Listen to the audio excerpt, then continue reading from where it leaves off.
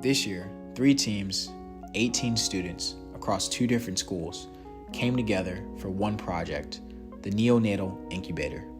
Mechanical engineers with expertise in CAD modeling and heat transfer, electrical engineers with know-how in printed circuit board design and power analysis, and software engineers savvy in programming and user interface design all came together to solve one big problem.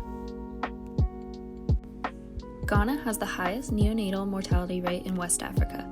Some of these deaths could be prevented with access to incubators. Existing incubators are difficult, if not impossible, to repair and maintain by local technicians in Ghana. As there is no open source documentation, the electronics are not easily exposed for multimeter troubleshooting, and replacement parts would be expensive. Also, the base price of incubators that are currently on the market is too expensive. There's also a very large import tax for goods into Ghana, so the price of existing incubators becomes unreasonable. Our goal is to design, manufacture, and provide instructional documentation for a low-cost neonatal incubator that can be easily manufactured, repaired, and maintained with materials available in Ghana. Our project is sponsored by Dr. Okier Frimpong, who runs a hospital in Ghana. He expressed his need for baby incubators that could be manufactured and repaired locally. He needs a device that is easily sanitizable and user-friendly for his nurses and clinicians, with accommodations for quick and easy access to the baby. These are the goals that we will accomplish for Dr. Okier Frimpong. Front panel, and it'll be how nurses interact with the incubator system. Here we have a control knob that'll allow nurses and clinicians to set the temperature of the inside.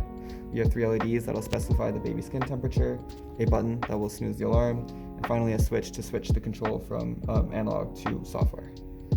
Here on the left we have a speaker for the alarm system, a USB port for clinicians to plug in a keyboard or mouse, and then finally an HDMI out port for the graphical user interface. The display has 4 main sections. A patient section, which displays the current temperature of the baby, along with the temperature set by the nurses or doctors using the incubator.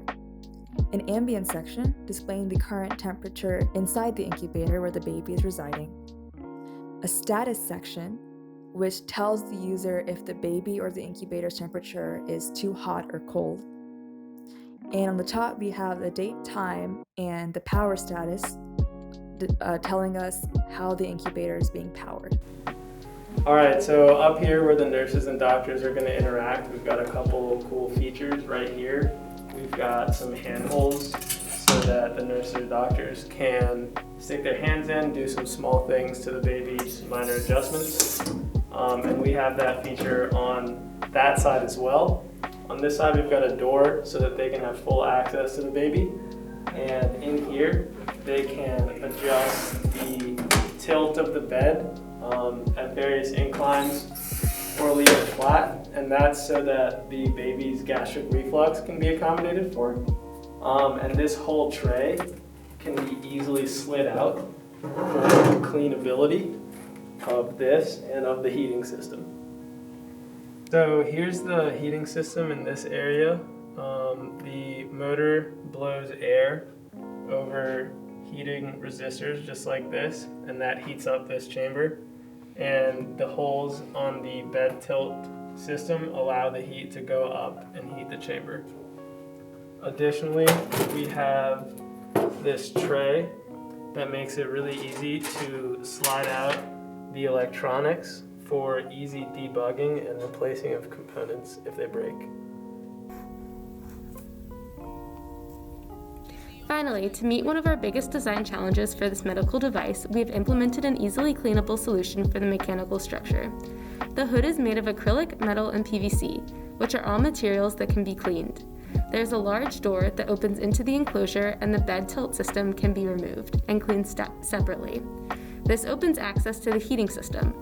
All wires going into the incubator plug into a metal piece with jacks, therefore it can all be unplugged for cleaning. The resistive heating elements can slide out of the metal pipe and be cleaned with bleach, then washed with water to prevent corrosion.